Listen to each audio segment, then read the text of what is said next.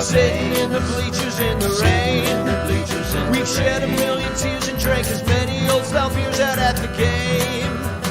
Let's go Cubby, Ranto, Ranto and the lovable losers.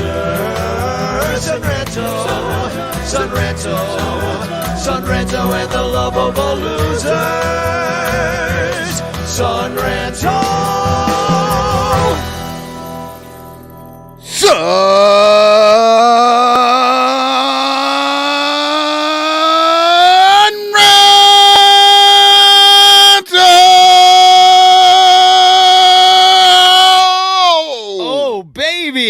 That was a really good one. It kind of matches my mood for tonight because I'm fresh from Cubs convention, full of false hope and dreams of a team that will take us to the World Series and yet once again bring a championship home to this city of Chicago. That's how hyped I am, even though we haven't said Cody Bellinger yet. So, welcome to the Ranto Show. My name's Danny Rockett. That's the voice of Michael Cotton. And IFG is not here tonight because she has better things to do than hang out with us and talk about a convention she did not attend. But Michael has nothing better to do than to talk about a convention he didn't attend, so he's sitting here. Yeah, I was actually not going to be here because I got to pick up my wife, but her flight is pushed back, and I'm picking her up at midnight tonight. It should be about minus forever, and it's going to suck. After midnight, Michael's picking up his wife after midnight. After midnight. His car will be full of ice after midnight. I go all night. I'll just keep going. No, once I found out, I was like, no, I want to be on a show. I don't want to miss it because, I really, I just want to live vicariously through all the people Danny has lined up here to tell us about their experiences. Yeah, well, before I have them on to tell you about it, let me tell you who's coming on and who's sponsoring it. Our show is brought to you by Bleacher Bunch Productions on the Fans First Network, and especially our 109 Patreon supporters. We had 2 people join on this week, and guess who they were? It was, I'm going to say, Santa isn't doing anything anymore, so he's in. Yeah, it's Santa and the Easter Bunny.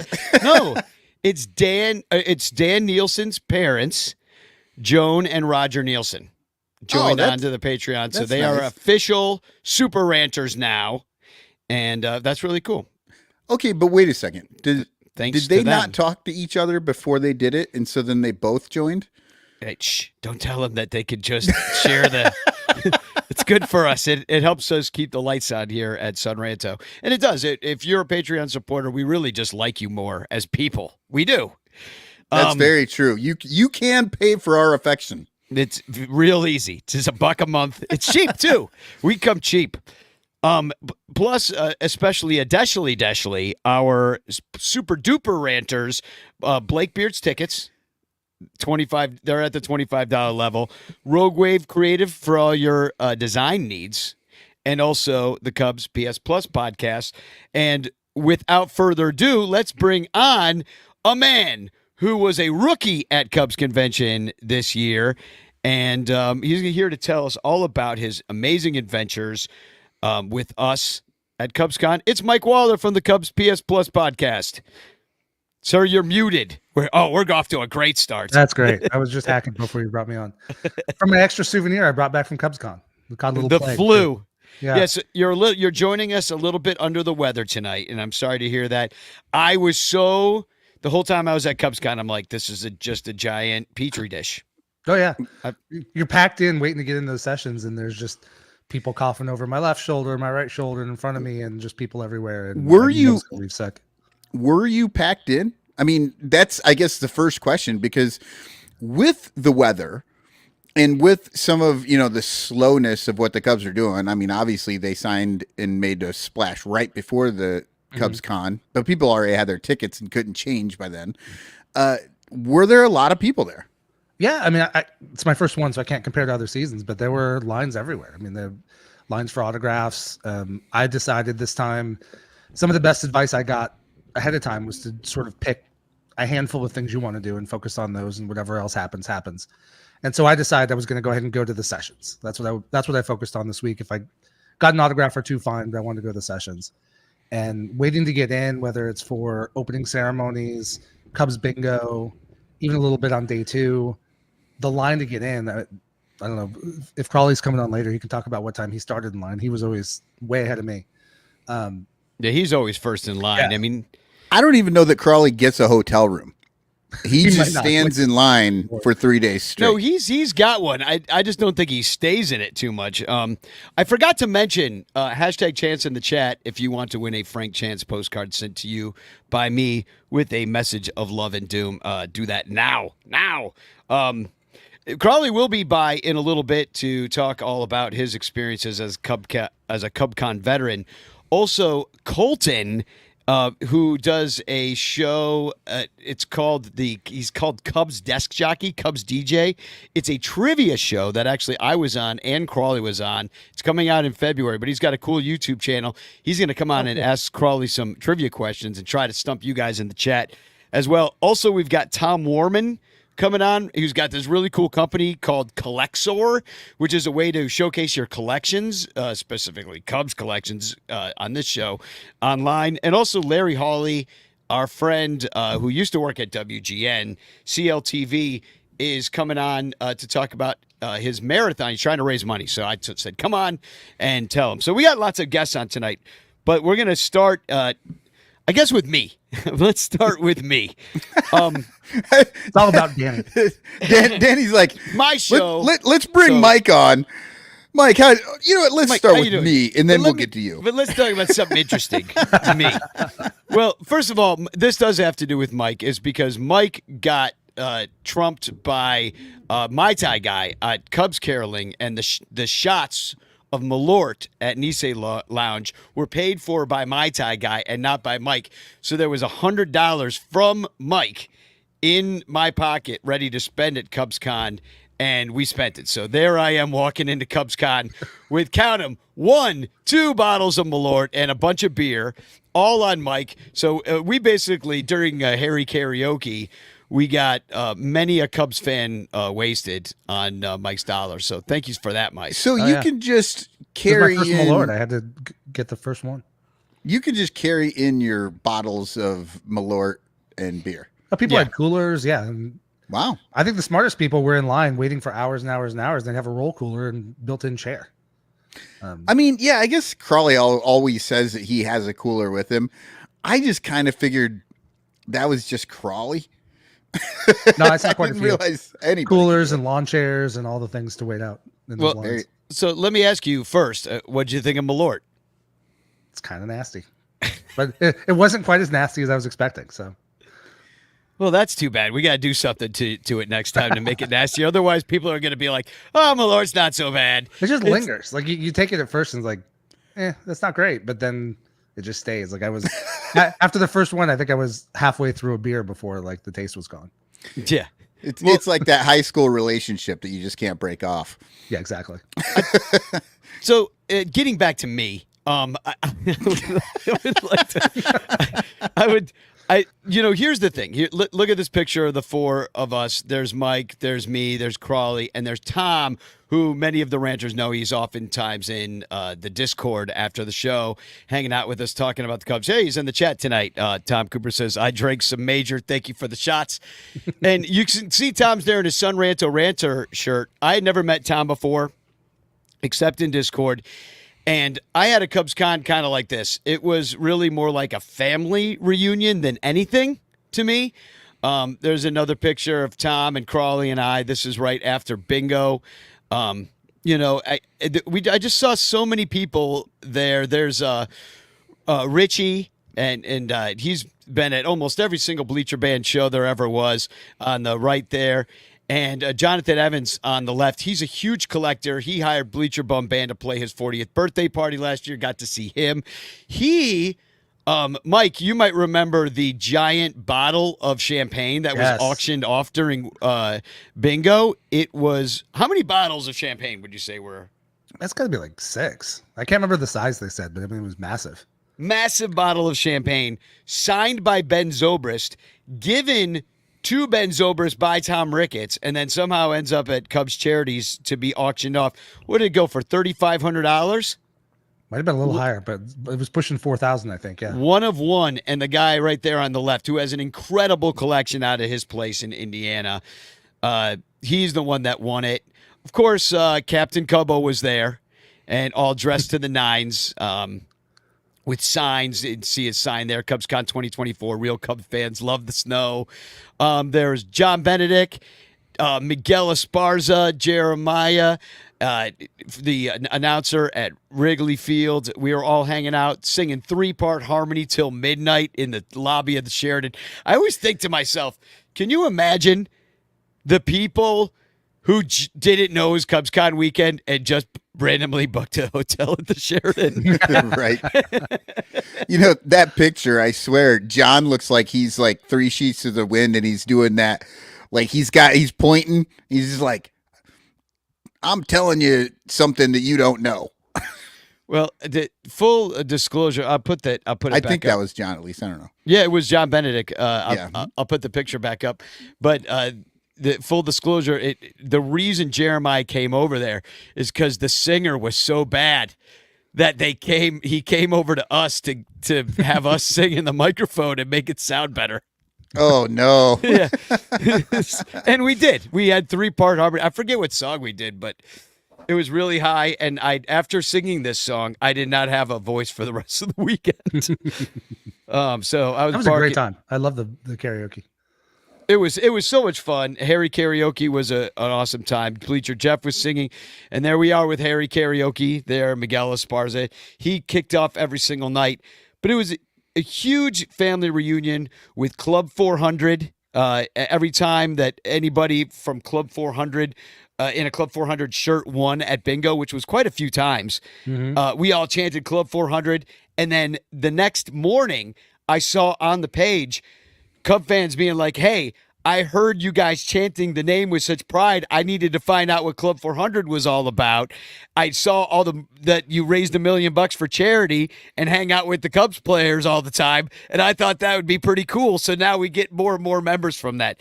So, That's awesome. it was just like a huge family reunion. We had Kathy Weedley, who's a big part of Club 400. She won this flag, which has flown over historic Wrigley Fields.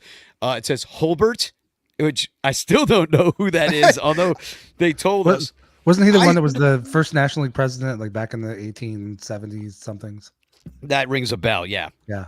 Okay. See, and I was also confused when I saw this because I know all those flags above Wrigley, and that one threw me.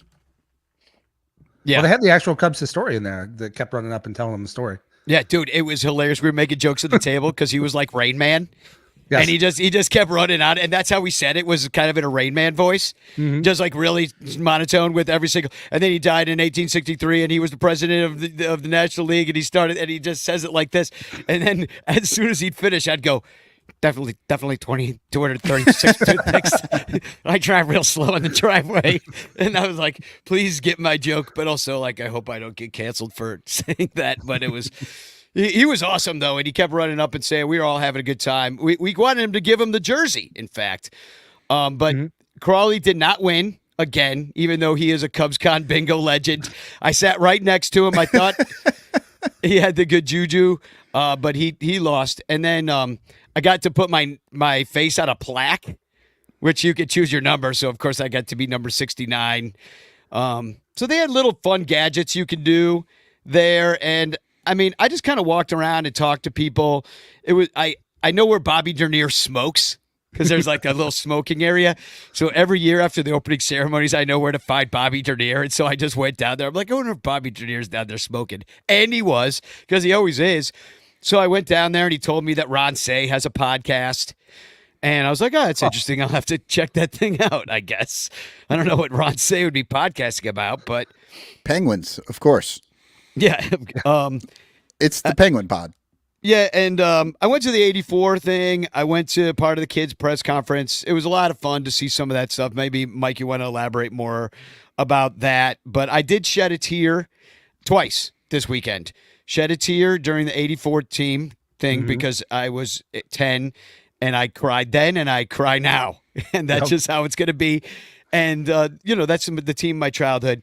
And the other one I shed a tear for was the Aramis Ramirez and Kerry Wood's sons who narrated their videos. I love the way they did that. It was really beautiful. And yeah, that one, I just read about it and started to get a little choked up. And I know there was a lot of focus on Sammy, and I think Sammy should be in, but I certainly can't argue against Aramis and Kerry. They were two of my all-timers. Yeah. Yeah. You can't complain about the guys that got in just because somebody else that we wanted didn't. But yeah. I mean, those guys deserve to be there. And some of my favorite moments were, if you've never been to Cubs Con, you boo the winners. If somebody wins bingo, you boo them and everybody because they want to win. And so we were booing everybody. And this one man booed his own son as he went up there. It was one of the greatest things I see. This big burly dude with a big beard, looked kind of tough biker kind of guy. And his son looked like, that kid, I had dingers. That kid from the Little League World Series, whatever his name was. That little fat kid with the long He hits dingers. That's all I remember. I had dingers. That kid, that's what the kid looked like. That one had a little mullet, looked like a little punk. And the dad just was like, boo, boo, and just freaking gave him as he went up there. The kid's like flipping his dad the birds as he went up there. It was beautiful. It was such a nice hilarious. And then we had been booing this table right behind us because they had won, and they won again. And this guy stood up and he went right to our table and he was like, "Fuck you!" And he did it to our, and it was such a beautiful reaction to winning, to stick it to our table. It's just like people are just so, bent out of shape. I mean, alcohol is something to be involved, not necessarily a family-friendly event all the time, but it was fun. Well, except for obviously the father and son that were booing and flipping each other off. That was fun. That was wholesome. Warms the heart. Yes. And then, Mike, I don't know if you remember, this is my most heartfelt moment, I think, of the convention, where I welled up again here. And that is when, if you remember, there was a kid named Brian who won at bingo, and he was definitely special needs, and his father had to help him go up there. And everybody in the whole place stood up and gave this kid a standing ovation. I'm getting goosebumps right now talking about it. Yeah, so am I. Everybody stood up. I'm welling up right now because it was so beautiful, and I'm just fucking Cub fans are the best, man. Yes, because everybody stood up and cheered this kid, and they chanted Brian, Brian, Brian. Everybody went nuts, and it was just fucking awesome. So, well, it's nice that they decided not to boo at least one person. Well, Crawly booed him. Of course. But he did this then boo, and then looked at me like, we didn't really give it to him, but I was like, I don't want to get into it too much, but like, isn't it ableist to not boo him? Just That's saying. true. That's a good point. It's like, but so Mike, that was my kind of not Cubs fan veteran, my Goldilocks impressions of having covered the Cubs Con. Thought it was less packed than usual, but also a really great vibe, and the people that were there really wanted to be there and really celebrated the fact that we were all together in a big family. Yeah, I agree. I mean, like I said, I can't compare crowds to past years, but still, like during the opening ceremonies, I think every seat was full and there were a lot of people standing at the back. So it's, I know it was a thinner crowd, but it wasn't like it was sparsely attended or anything. I thought the sessions were good. I thought the opening ceremonies kicked off really good vibe, getting the Aramis and Kerry Wood announcement in there. I liked the Ryan Dempster show, and I wanted to make sure I did the Hap podcast on Saturday morning, and that was good. Yeah, I got some pictures from that here. Well, that's not it. What is it? Compound. Here we go. There he is with Ben Zobrist on the compound, and then you've also got who's that? That's Horner and Dansby. Horner and Dansby, and you got another picture here. Aslai and Steele. Okay, so he had a lot of that was an hour long and just about 15 minutes with each. Yeah, pair? about that. Yeah, I thought his conversation with Zobrist was pretty cool because they were talking about Hap was just coming up at that point, and Zobrist was the old vet, and they were talking about how, they really had a good relationship early. At one point, I think it was 2016, Hap was talking about getting to go to the big league camp for a little bit, and just kind of, he was a second baseman at that point still. So he was kind of working with Zobrist and just kind of trying to soak up everything Ben had to say. And yeah, I mean, the sessions were good. I mean, nobody's going to give up state secrets here. I mean, they asked Jed 400 different ways when they're signing Cody Bellinger. Obviously he's not going to say anything. He can't say anything. But it was interesting to see the perspectives and see the things they did talk about. And one of the interesting comparisons I saw was Carter was talking about when he was in Cleveland, and they had Jose Ramirez, who was crushing baseballs, but really didn't have a position. And at that point, they had Kipnis at second base and Lindor at shortstop, and trying to figure out where Ramirez is going to play. And he was making the comparison to Morel. So again, like, they didn't give anything away, but I thought it was a good vibe. I thought it was interesting to see. I really enjoyed the kids press conference. I've seen that one on TV before. I think my favorite moment there was a kid who absolutely froze asking a question, and he just got that sudden like panic look, like he forgot his question, and you could see the tears welling up. And I've had, especially one of my kids has been in that spot multiple times, and they bail out and then they hate themselves for bailing out. And you could just see that kid going down that path, and Wisdom ran off the stage and walked the kid back to his dad and kind of hung out with him for a second. And the kid eventually got a pretty good question out. So I was happy that that's the cool. Players were supportive. It was a good moment, I thought. His question was, what do you do when you panic in front of a bunch of people?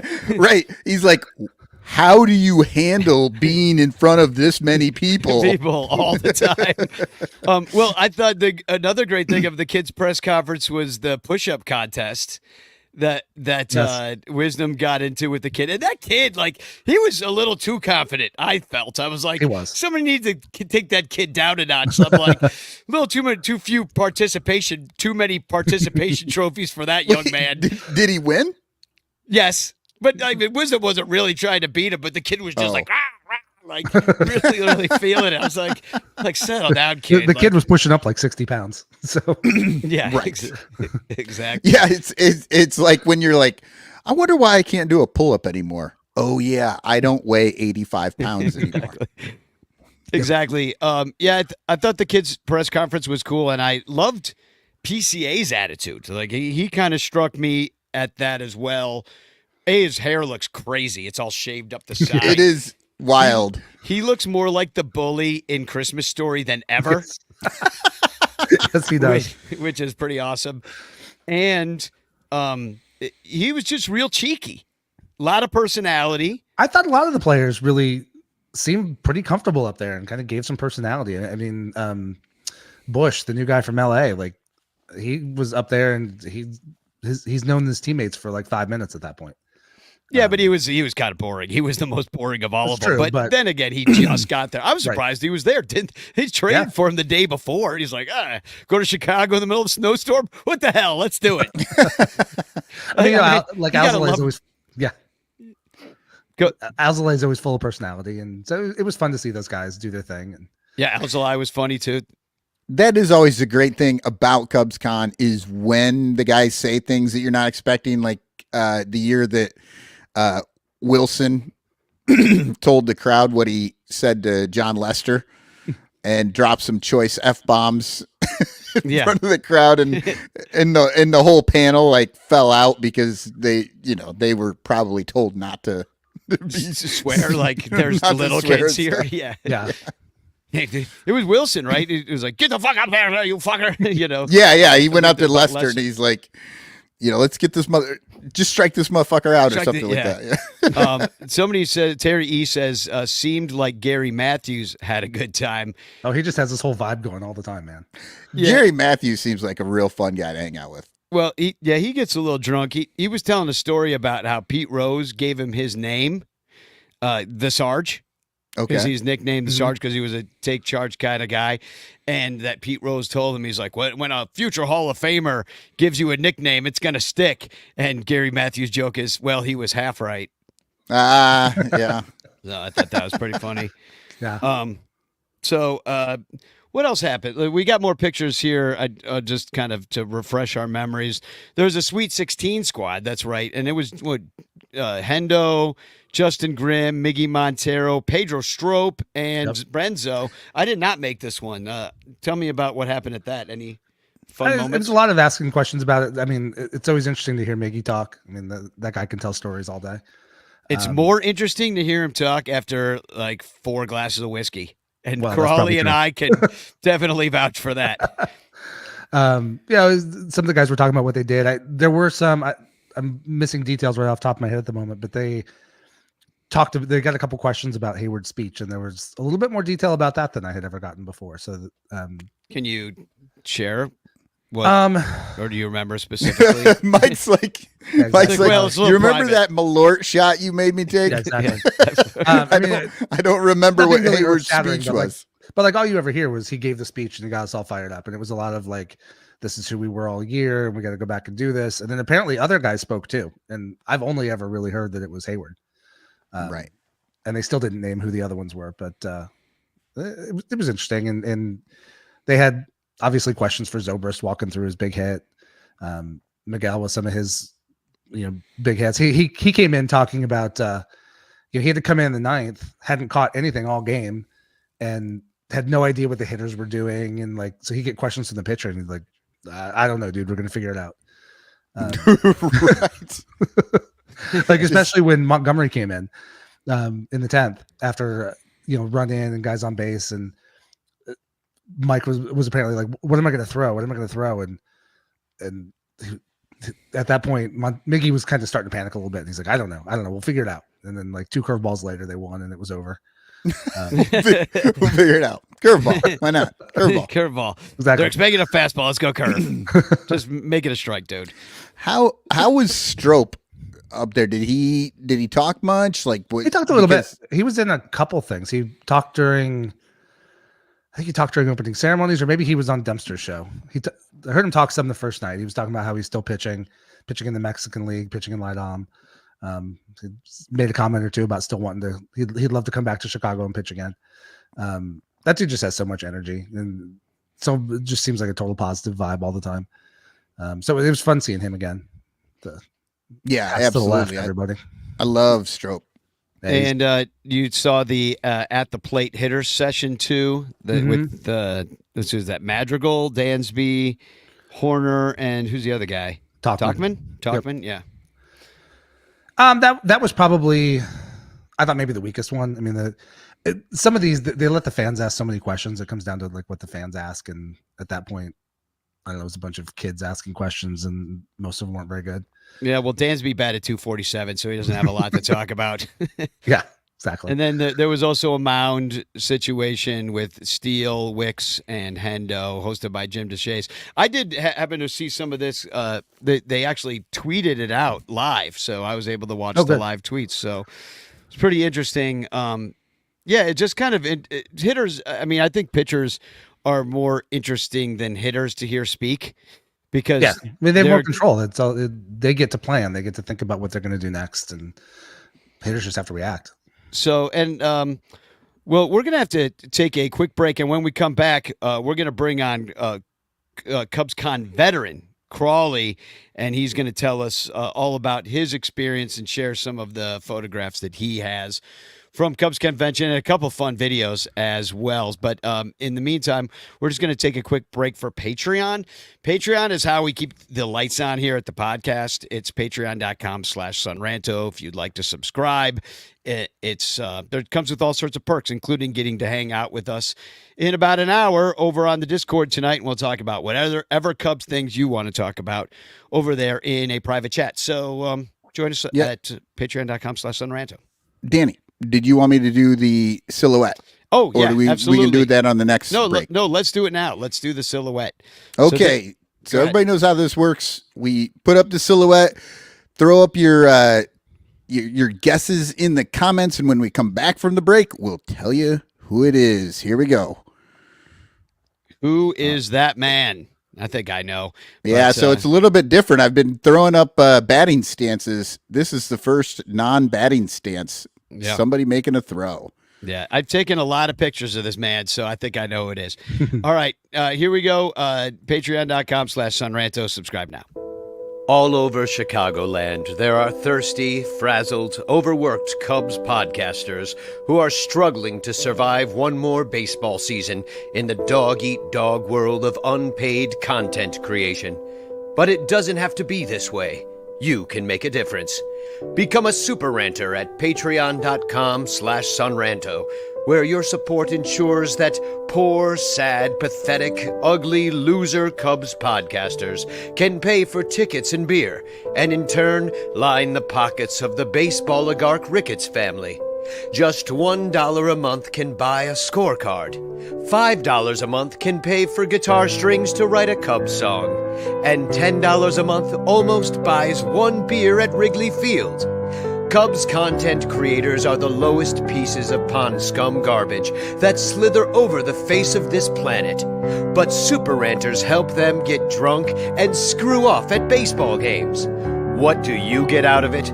The Sun Ranto Show delivered to your podcatcher without stupid advertisements like the one you're seeing and hearing right now. Plus, at other Super Ranter levels, you can get Cubs music, access to private Sun Ranto pages, the Ranter calendar, and special thanks and Ranter recognition in our live broadcasts, plus eligibility for monthly prizes. What does Sun Ranto get out of it? Your money. For tickets and beer. Go to patreon.com/sunranto. That's patreon.com/sunranto. And become a Super Ranter today. If you like the Cubs a bunch, buy your t-shirts from In the Clutch. We've got all the best styles for you. Dansby, Saya, Morel too. Clark Fly in his double U.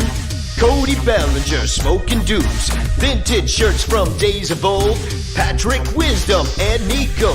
You'll look sharp wearing your strobe. 10% off with the code SONRANTO. SONRANTO. InTheClutch.com is your store for the most fun baseball shirts on the planet. Don't forget to use promo code SUNRANTO to knock a couple bucks off your purchase.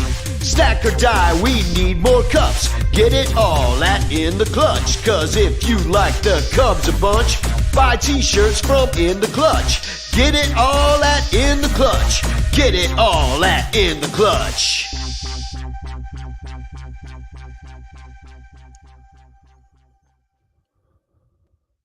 And I am wearing my In the Clutch shirt tonight. As you can see, my Clark Fly the W shirt in honor of Crawly's podcast, the Fly the W show. But before we get to that, I do want to ask, who the hell was that in the silhouette?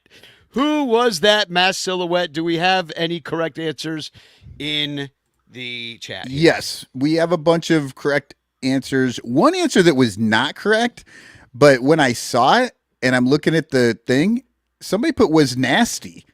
Not a bad guess. Yeah, And when I look at that, yeah, I'm like, oh, that really could be Wisniewski, but it is not. It is Pedro Strop, as many people saw. And it's funny too, because I totally forgot that I had Pedro Strop loaded as the silhouette when we were just talking about him. But no, we got, let's see how many people we got. We got Facebook user said Facebook Strop. user, got it. Jeff Berta knows him by first name. He said Pedro. Not Pedro Stroman though. That's who I thought he was saying. And then another Facebook user. We got a lot of Facebook users today, and Jeff and Aaron say Strop. So yeah, you've got to accept permissions or something like that for that to happen. By the way, everybody on Chuggo always says to like us on Facebook. So if you're watching right now, you hit the like button. And I was like, oh, I should steal that, and we should have people like us. So go ahead and like us, see if it helps us at all. I don't know if it does or not. That helped. I think Randall Allen just jumped in with a like. We've only got 4 people who like us on Facebook. That tracks. So and only 1 that loves us. This show is also brought to you by our brand new sponsor, and he gives us a Patreon prize of this Ron Santo map art every single month to give to a very special Patreon member. And this is, of course, Matt Kammerer's work at Permanent Paintings on Etsy. You should buy his stuff. It's at the Etsy shop. It's etsy.com/shop/permanent paintings. You know where to find it. And he's got all sorts of great artwork, including a lot that hangs on my wall right now. So let's bring him on. He's the CubsCon vet you've all been waiting for to tell us how this stacked up to other CubsCons in the past. This is your bingo legend. It's Crawly. What's going on, everybody? You're legendary how you've never won. That's part of it, right? How is that possible? How many CubsCons have you been to now, Crawly? Well, just think about it this way. There's 20 games and over 20 years I've been going. So I've played like 400 games of bingo and never won. Did you come close this time at all? I think I had maybe 2 away. No. The answer is no. I sat right next to you. Do you know how close the closest you came was sitting next to me. Because at the end of the game, there you have a thing called the worst card in the room, where everybody stands up, and if they call your number, you have to sit down. And I was one of 20 people standing at the end of the game. So I was like, oh, please let it be this one. But no, how did, and you said maybe the greatest thing, because I was complaining because it was 3 hours of bingo. And I personally feel like that's a little long to be playing bingo. You think? You think? But as I say this to Crawly, I'm like, Jesus Christ, it's only freaking 8:30 right now. And Crawly goes, there's no time here, man. You just fucking play bingo. I can just imagine Crawly's drunk ass into it too, in the zone. Well, time out.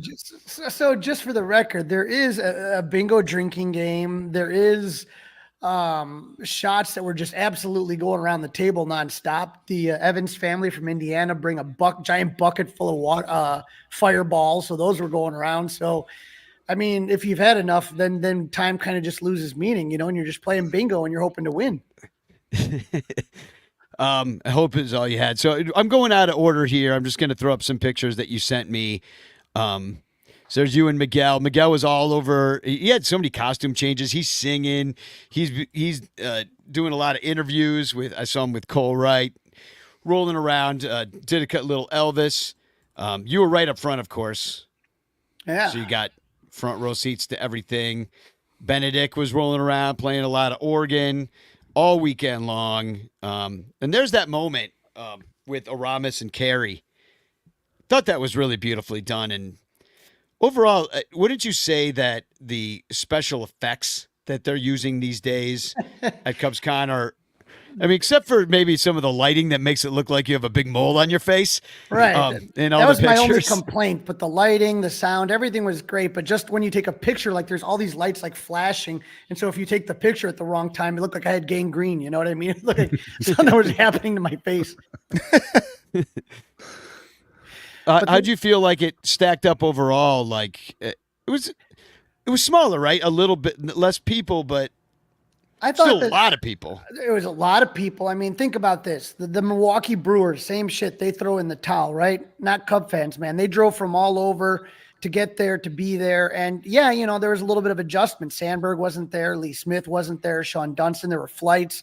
All of those things happened. But you know what? We made the best of it. And that's really kind of what CubsCon is all about. It's not just about sessions. It's just about the vibe. It's about meeting people, talking baseball.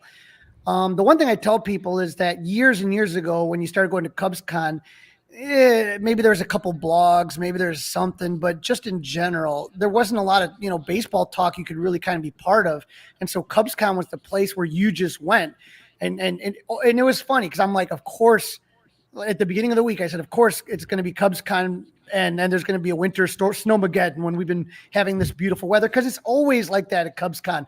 Weather always sucks, but we just suck it up and we have a good time, man. And I think we had a blast. Yeah, Mike, didn't you have problems getting to Chicago? Yeah, I thought it was going to be the most ironic thing ever. So I was flying out Thursday night. It's going to work from the hotel a little bit on Friday, and all this weather coming, and we're delayed because of mechanical issues and just waiting and waiting and waiting. Like when you guys were on Thursday night, I was supposed to land around the time your show started, and I wound up listening to your whole show before we ever took off. Oh, wow. I had looked at the rebook, and because of the weather coming through Chicago, all the people with late in the day Chicago flights had already rebooked for early. So like every early flight that would have gotten me there vaguely in time had like 12, 15, 20 people on standby already. So if we hadn't taken off, I wouldn't have made it. But, Oh, so you got lucky. yeah. They just kept, there was some switch that was an issue. They kept saying, well, we'll give us 20 minutes and that'll either be the fix or it might be another couple hours. Yeah. In other words, they're taking you around.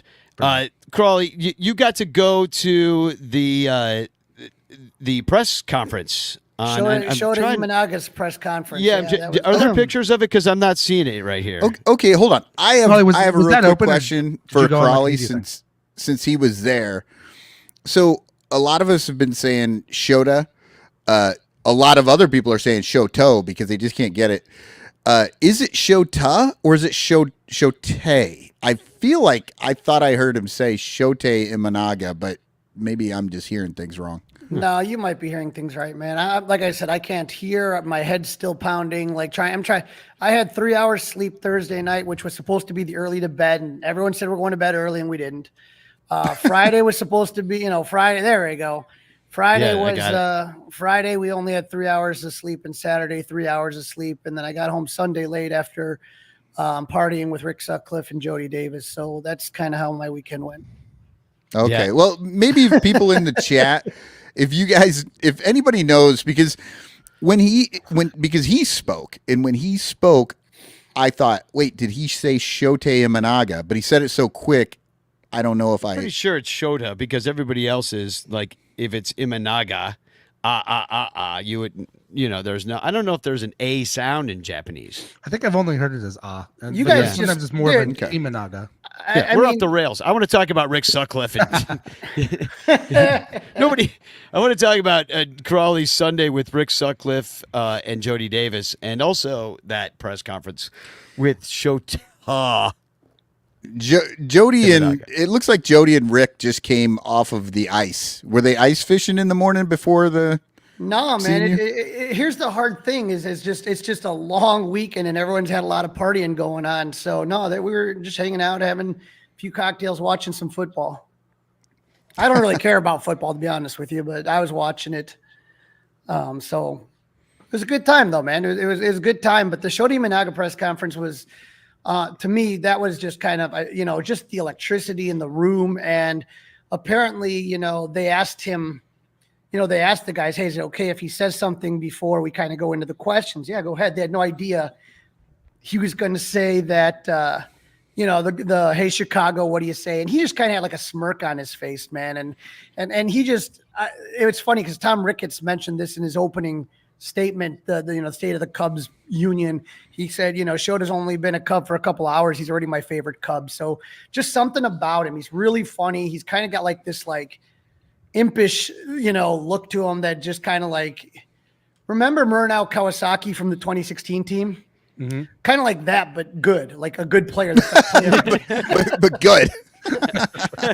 Well, I got to play. You brought up Ricketts, and you got a bunch of shout-outs this week. I mean, we already knew Crawly was Cub fan famous, but now, like, they're basically selling the event with him. So check this out. Ladies and gentlemen, the Cubs chairman, Tom Ricketts. First of all, I kind of like the mix of cheering and little bit of boo. He does not look happy.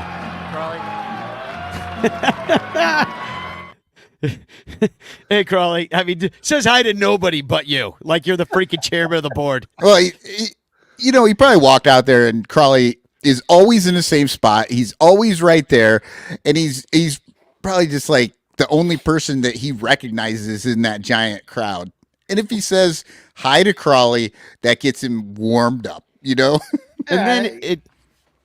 Let me play the Cole one because just not minutes later. This happens. This is the official beginning of the 2024 season, and it wouldn't be official if Crawly wasn't sitting in the front row and Bleacher Jeff wasn't right back there. Cubs fans, as far as the eye can see, Captain Cubbo, give him a round of applause, ladies and gentlemen. Cubs fan royalty. I mean, and they've all been on this show. They're all my friends. When are you guys getting your panel? You, Bleacher Jeff, Captain Cubbo, you know, Danny will come in and sing a couple. He'll sing you on, sing you off. Like it'll be good. It's called the I Rant was Around. sitting in. I'm in, man. Whatever, you know. It's just fun because getting to know, you know, like I said, if you go long enough, and kind of like those type of things, it's what, you know. I've always loved CubsCon. It's always been my favorite thing, man. It's always, you know. I'm, you know, obviously opening day's fun, spring training's fun, but something about CubsCon, it's just like 3 days of hedonism, you know, where we're all just kind of locked in a hotel together. And there's literally like, you know, Danny's got a couple bottles of Malort. I had a cooler full of beer that everyone's just grabbing out of. Literally just drinks everywhere. You're hanging out with players. I mean, I was hanging out with John Lieber for a while. And the funny thing is somebody literally just came up with a shirt that said, John fucking Lieber. And I'm like, where did you get a shirt that said John fucking Lieber? But he had John Lieber sign it. So, you know, it's, you know, I've been going it for so long, talking to a lot of these people, you know, and so it's just like I said, it's just like a big family reunion is really what it's all about. And I've really felt that this year more than even other years when people were a little bit more rabid about the baseball. I think you just had a lot of diehards there who really cared about the team, who really understand kind of where we're at as a team and what it's going to take to like put us to the next level. And what that is, according to every single Cub fan there, is Cody Bellinger, because they all said that there's really nothing without Cody. You also got a little shot. All right, we're going to go to questions, and we will start on the left side. Crawly, go ahead. We will start, to the left. Hey, there he is. Crawly's going to start it off. Go ahead. Just the time after time. Everybody knows you. It's great. Well, you know, and so Mike was talking a little bit about this earlier. I usually, you know, once after the kids panel, which is a fun panel, like every kid's run into the mic and every question is, what's your favorite color?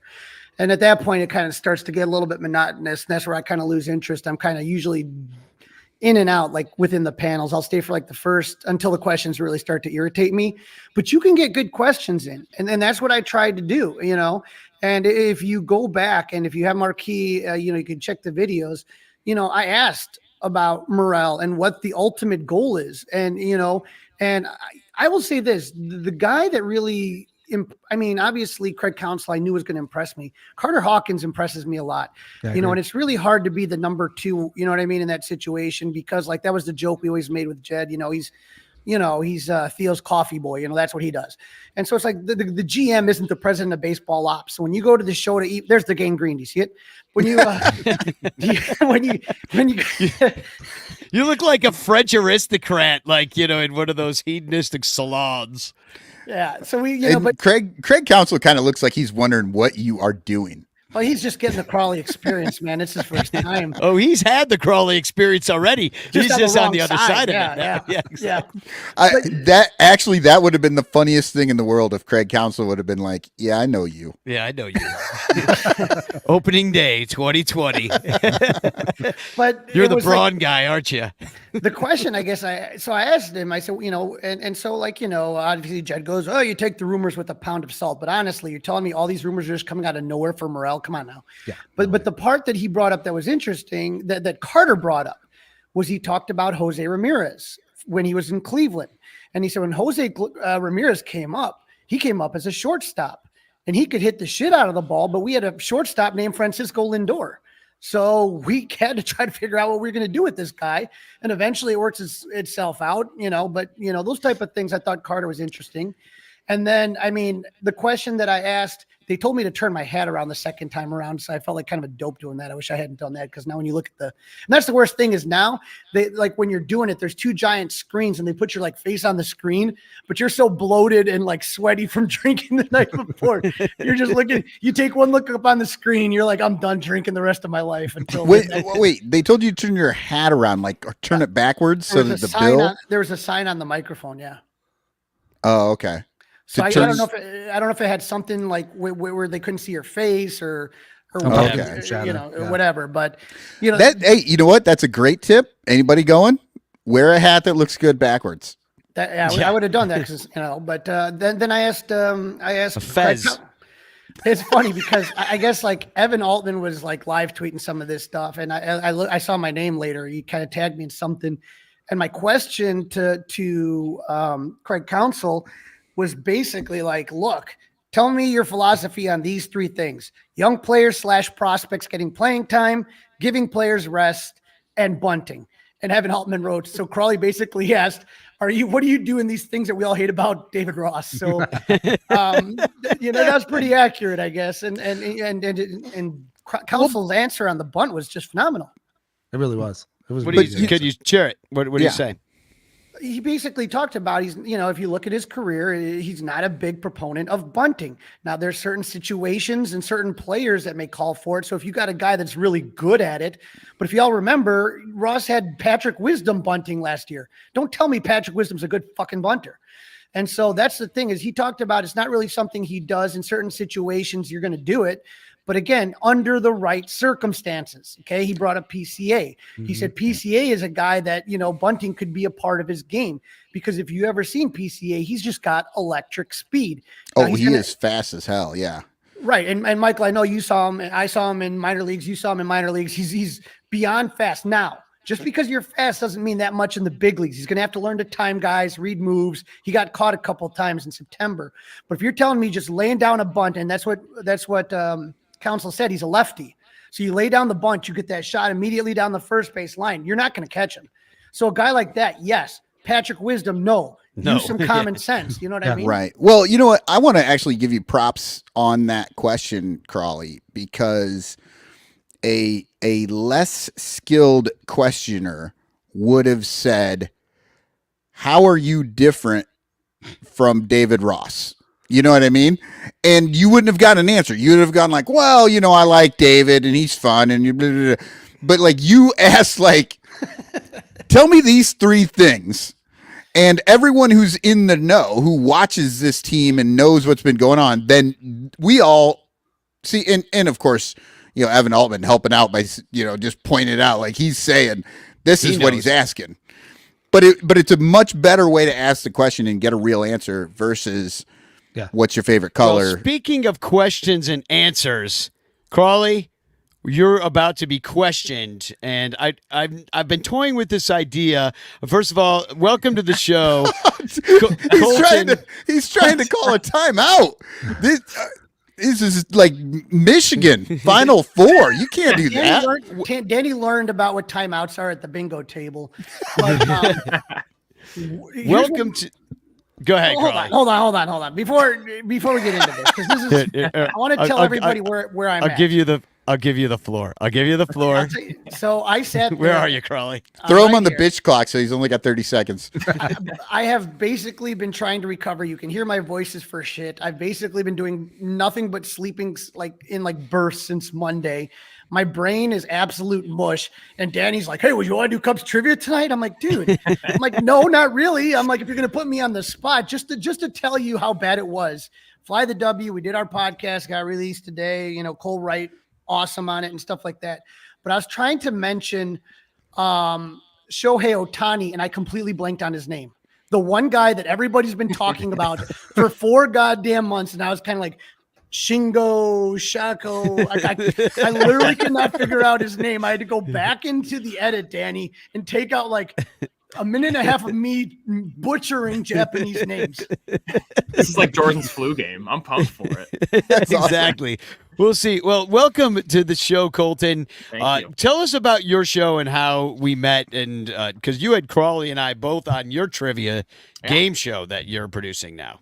Yeah. I have a little Cubs YouTube channel, Cubs DJ, where I am getting ready for my first ever preseason Cubs trivia. I'm trying to find the smartest Cubs fan in the world.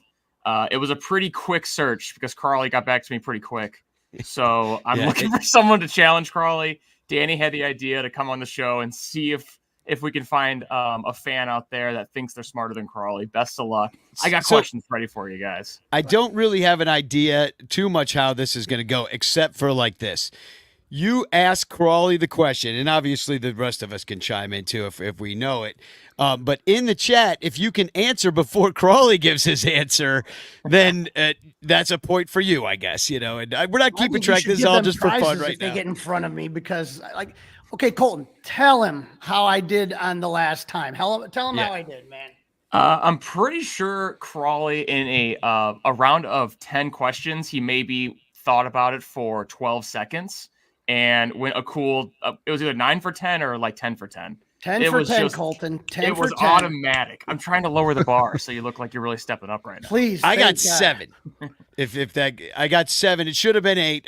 I missed Mordecai Brown, even though it was the first answer in my head. I didn't say it. And the other thing I would tell you too is you remember, Danny, social media night may it one day return, but social media night I got to go toe to toe with Gary Pressey, who literally knows every player's blood type, and they actually it was Michael Bowling was running it, and they ran out of questions that we kept tying, and so I feel comfortable. It's just tonight.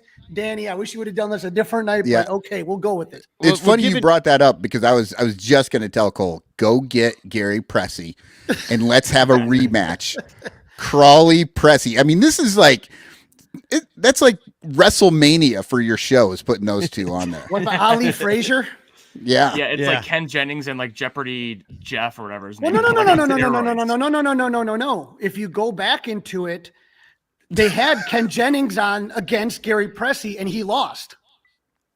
You can look. Where's Ken Jennings? He's probably sitting at home right now. Look at Crawly out there. Don't you compare me to Ken Jennings? He's a loser. He lost. Ken Jennings knows his shit, but he don't know Cubs shit. I went toe to toe with Gary. Ken Jennings could not. So how many questions? So get ready in the chat to answer as quickly as you possibly can. Yep. And how many questions do you have for us, Colton, tonight? I have 7 questions. Okay, 7 questions. So I'm going to write them down in the chat so people can see them, and I'll bring them on the screen as well. So go ahead. All right. Some are easy. Some are hopefully a little difficult, but I'm not Crawly, so I can't gauge. The first question is the 2016 Cubs obviously tied the World Series with a Game 2 win. Who was the losing pitcher for Cleveland in Game 2? Oh, I know the starter was Trevor Bauer. Yeah, he was. I'll go with Trevor Bauer. Yeah, and I'm not seeing much from the chat. Trevor Bauer is correct. That's what I was thinking too. But so I'm obviously I can't even type it out. I can't even type it out fast enough. Anybody a faster typer than me? You got to do it. Here, I can do a little copy and paste for you, Danny. Save your fingers. Okay, that's cool. Here, I'll join the chat real quick. I'm coming. Actually, I'll just do private chat for you. Anyway. And just a little fun fact, Trevor Bauer lost every single World Series game he played in that year. So thank you, Trevor, and your stupid That is a finger. fun fact. I was going to say he almost lost his finger as well. All right. Okay. Question number 2. I sent it in, Danny. Let me know when you want to send it out. Cool. Okay. Okay, I'm going to look to the left. I'm not looking at the chat. I want people to be aware of this fact. A man of honor. We respect you. All right. Okay. Question number 2. Name one of the 3 pitchers to record a win for the Cubs in the 2003 NLCS. NLCS in 2003, Mark Pryor. Name the other 2. Kerry Wood was Game 5. He had that. I would Those say, were my 2 guesses as well. Which is Matt Clement III. You got 2 out of the 3 there. You missed. Zambrano? Kerry Wood did not win that game. He did not. No. In Atlanta. Okay. Big bad Joe Borowski back there. Oh, Joe. Nobody guessed Borowski. Clement. We got a Clement out there. Some Kerry Woods. Woods. Yeah, Joe Borowski was the big curveball, maybe of the whole night. So I feel good. I feel good. I may have just stumped Crawly on his noodle brain. All right. He got the answer right though. He got one of the 3. So he did. I got 2 of the 3. Yeah, he actually doubled the answer. So go ahead and copy paste that sucker. Well, I'll tell you right now, I would not have had Borowski or Clement, neither one of those. But yeah, Pryor was my first choice. Zambrano kind of struggled a little bit. I think he ran out of gas in 2003. Yeah, he struggled for sure. Okay, go ahead and give it. All right, next question. The Cubs have not won a postseason series since 2017. What team did they beat in the 2017 NLDS? Washington Nationals. Yeah, that was an Easy. easy one. Yeah. Easy. Do you remember the mold game? Layup. Of course, I mold remember game? the mold game. Of course.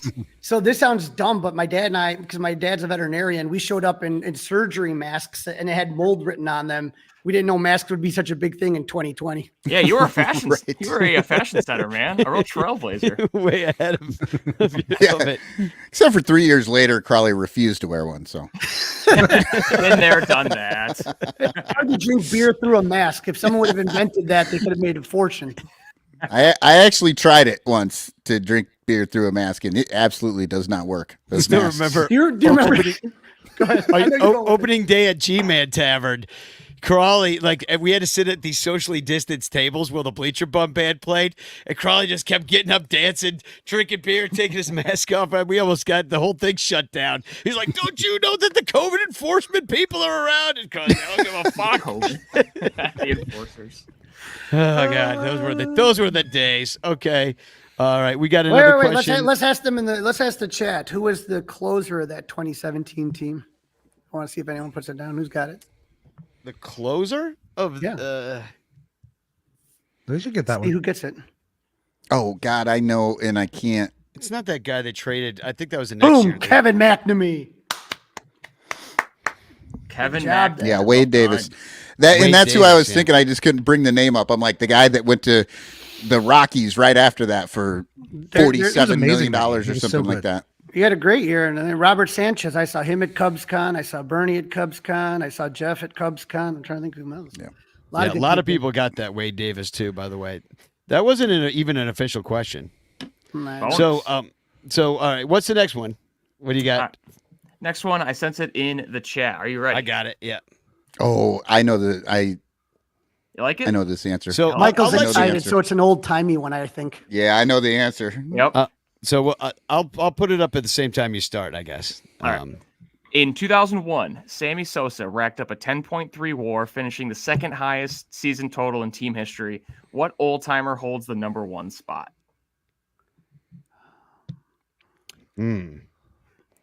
It's a Was, cup. he, was too, he a right? catcher? The Cub. Yeah, Was he a catcher? he was not a catcher. And I do think I know this one, but not. I'm not like confident. Like I just think I know. I'm going to say Hack Wilson. The official answer is Rogers Hornsby. 1929, he had a 10.6 WAR. Crawly, you and I were on the same page. Hack Wilson was my guess as well. No, nobody got it. We got Frank Chance. We got Ernie Banks. Good guesses. Hank Greenberg. Well, unfortunately, he was a Tiger. I think it was. I was either going Hack Wilson, but my initial thought was maybe Gabby Hartnett was what I was going for. Yeah, when you said catcher, I knew I was you were like, thinking can Gabby catcher, Hartnett. maybe? I'm I know like, he's in don't the top 10. Yeah. But Hack Wilson with the 191 RBI makes you think he probably had a pretty good WAR. That's where I was going. Wasn't that you, Michael, who like when we were at the Club 400 rooftop party was yelling it from the bleachers? Oh, No, was that, who was that? Okay. Sometimes I randomly scream Hack Wilson. That could have been anywhere. It's a medical issue. I get it. It's his thing. Okay, next question. You ready? Yep, I'm ready. Okay. Next question is, this first baseman drew 101 walks in the early 2010s, the only Cubs player not named Sammy Sosa to break 100 walks in the 2000s. So 2010 In the early 2010s. So in the aughts, are you saying? Are the aughts? It's the early it's the aughts. 2010s. Yeah, 2010 on. 2010 on. Boy, does Anthony Rizzo seem like the obvious answer? So I'll just go with Anthony Rizzo. The answer is actually Carlos Pena.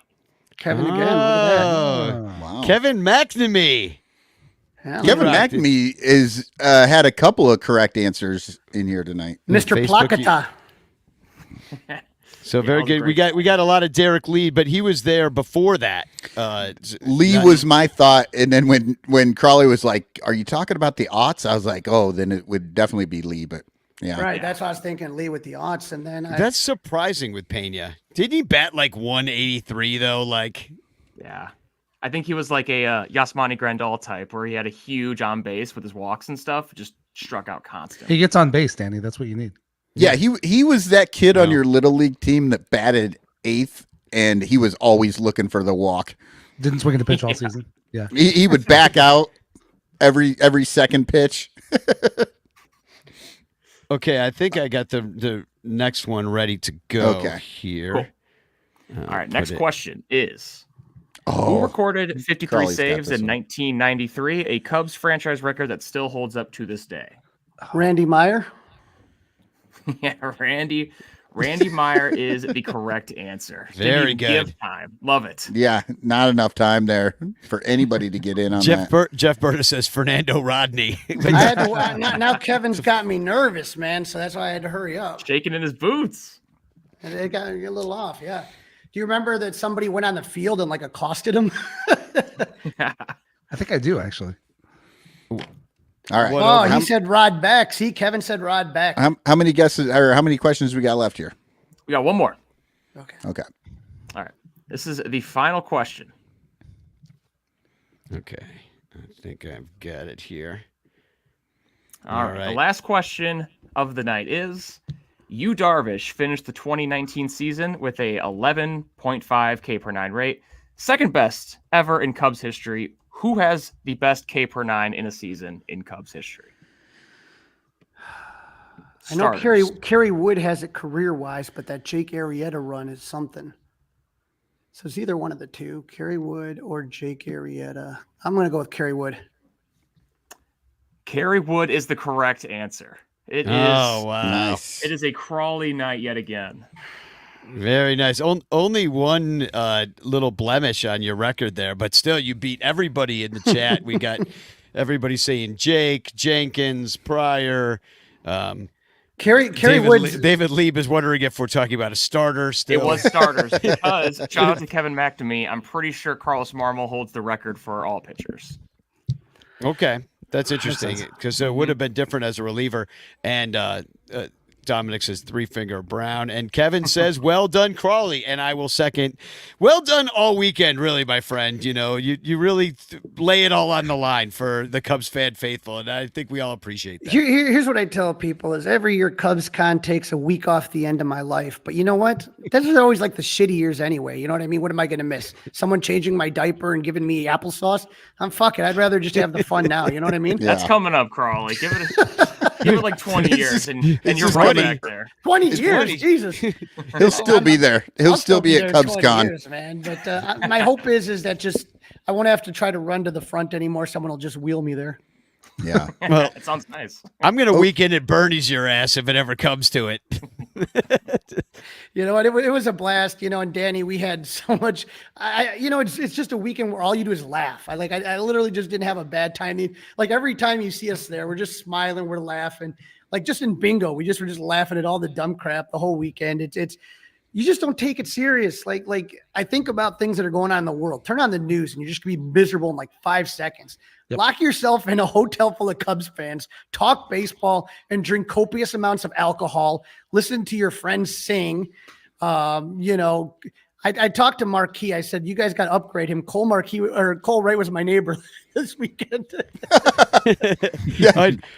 He actually Cole. told me. He actually told me that with a certain look in his eye, like, oh, they put me by Crawly. And I was like, good luck. I'm like, just be glad he's not going to be in the room the whole time. So you'll be in his room. He'll be in his room more than you'll be in yours. The worst part is that Stu McVicker, he's like, yeah, I need to borrow your room to put shit in. And next thing I know, it's like the party room. I got boxes of shirts. I got food and booze everywhere. It's literally out of like some sort of scene of a Roman orgy of some type. And so like at some point in time, I'm down at the hotel. I can't remember what night. It's super late. And it's me and Cole, and we're just shooting the shit. And I had some booze stacked away somewhere. And then like we're like, hey, let's call it a night. It's like 3 a.m. Let's go. We're heading up to the hotel and we're just talking. We go in the elevator and just press a button. Like no one's kind of really paying attention to anything. He's like, finally he's like, Crawly, are you going in my room? I'm like, no, dude, are you going in my room? And that's when we figured out we're right next to each other. Cole turned me on to a cool Danger Mouse album called the Gray Album, which is a mix of the Jay-Z Beatles and the Beatles, and Jay-Z. Yeah. So we were talking about that for a while. So yeah, it's just such a cool environment. We are so lucky as Cub fans to not only have each other, but to have people that are on the other side of the fence and in the brass kind of appreciating us. And you know what? being I our know friends. people give them a lot of shit give the Cubs organization a lot of shit, and that's 100% your right to do it. But that was a mess this weekend. That could have turned out to be a catastrophe all the way around. And you know what? So many people, from the players to the security workers to the head honchos, everybody pitched in, man, to really turn it into a fun weekend. To me, I didn't notice any different from any other CubsCon weekend. And when you think that O'Hare was literally shut down and you had all these players flying in, they made the best of the situation. We all had a lot of fun. Hell yeah. Well, Crawly, thanks for coming on. Mike, I know you're feeling under the weather, so we can let you go too as well. And thanks for coming and giving your perspective. And Colton, you are the 800th person to ever come on the Son Ranto show.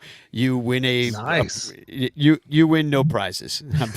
I needed that today. Thank you, Danny. I needed that. No, but you rock. We definitely want to have you out again. Great questions. I know everybody had fun in the chat trying to guess. Good luck with what's coming on with your YouTube channel. I'm going to drop a link to that right now in the chat. Also, listen to Fly the W podcast. That's Crawly's show. Also, listened to the Cubs PS Plus podcast because that's Mike Waller's show. And we're just lucky to have all sorts of great Cubs podcasts coming at you all the time. So thanks for being on. We're going to take a quick commercial break, and we will be right back with Tom Warman from the new and exciting Collector app. He's going to share with us all about that. And then Larry Hawley's going to join us. So we shall be right back. Thanks, guys. Thank Do you ever find yourself longing for long walks and talks about catcher metrics? How about a coffee over run differential? Maybe a candlelit dinner dissecting what exactly is the curious case of Miles Mastrobuoni? If you have, I have just the place for you, the Cubs PS Plus podcast. Come join us. Cubs PS Plus, a Northside numbers game, can be found wherever it is you get your podcasts, and on Twitter, Instagram, TikTok, and YouTube, all at Cubs PS Plus, a spin on the baseball metric OPS Plus. Are you ready? I'm ready. Here we go. If you're like most Americans, you buy shit. Lots of shit. Sometimes you buy shit for other people. Sometimes you buy shit for yourself. And sometimes you buy shit you have to buy just to stay alive. So why not buy shit through the Son Ranto affiliate? Links at sonranto.com/shopping. We've got tons of shit you can buy. Go to sonranto.com, click on the shopping link, then click our ads and buy shit. We've got Amazon. They've got tons of shit. But you can also buy MLB shit, NBA shit, NFL shit, Fans Ed shit, Southwest Airlines shit, Fanatic shit, Reebok shit, Wine of the Month shit, Beer of the Month shit, Bear Mattress shit, StubHub shit, Lid shit, Sports Memorabilia shit, Volcanica coffee shit, Vibrator shit, Condom shit, Bag shit, NHL shit, and Audible membership shit. There's a whole lot of shit that can help the Son Ranto show stay on the air so we can keep talking shit. So buy shit today through sonranto.com/shopping. Thanks. Cubs Jesus thinks you're the shit. Welcome back to the Son Ranto show. Michael, you got to make it out here sometime to the Cubs convention and hang out with us. Have you been? Yeah, I would like to. I've only been just that one time, and I feel like I wasn't even there for Cubs convention. I showed up like on Sunday, and Stuart gave me his pass, and then I wandered around and saw like 3 things. Yeah, but you got to come for the whole experience. You know, Yeah, you got to do the whole experience. openings. Yeah, soup to nuts. So I do want to thank all the people who shop through our links at sonranto.com/shopping. And how that works, by the way, is if you're looking to buy anything from Fanatics or the MLB shop or NBA or any of that stuff, or even some collectibles, that all you do is you go to sonranto.com/shopping, click on our ad, buy the shit you were going to buy anyway, and then we get like $5. And that's how that works. And it doesn't cost you anything extra. It just helps out the show. So we ask that you do that. We also have Amazon, and that's at sonranto.com/stuff because we have to keep it separate. But I before the show, I was looking on Fanatics, and I only buy stuff that's on sale. I only buy stuff that's a great deal. Otherwise, I won't buy it. And look what I found. If you have size 8 or 9 feet, that's, I assume, men's. So that is, I guess, 2 sizes larger for women's. There's these cool little Cubs shoes. They look like Converse. They're made by Foco. And I'm going to drop the link for them in the chat. If you have size 8 or 9 feet, excuse me, or a woman with size 10 or 11 feet, sorry, I got a frog in my throat, then these might be for you. Yeah, those are nice, and only $23 right now. That's pretty good. Marked down from 50. So I think that's a pretty good deal. Robert Sanchez, I bought those, Danny. Only 8 were left. So cool. Hopefully you bought them through my link. And then in that case, we'll get $1.60 or something like that. That's like a whole Patreon supporter for a month. Month and a half. Yeah. So, but it all helps the show. And our next guest, I'd like to ask about this collectible item. This is a 1969 nice Chicago Cubs team signed vintage Spalding ball, signed by Ernie Banks and the rest of the 1969 Cubs, I assume. Although this costs a lot more than $22. It costs $785. And that's with $200 off the regular price. Yeah. I'm dropping the link for that in the chat, too. We'll get a lot more than $2 if you buy this through our link. But you can buy this through our link. So what's $800 for a ball? Totally worth it. But I want to ask our next guest if he thinks this ball is even worth it, because he is the collectible king. Here he comes, Tom Warman, my friend. Hi, Tom. How's it going, Danny? How's it going, Michael? Hi, Tom. Nice meeting you. I'm still tired from CubsCon. My voice is trashed still from CubsCon.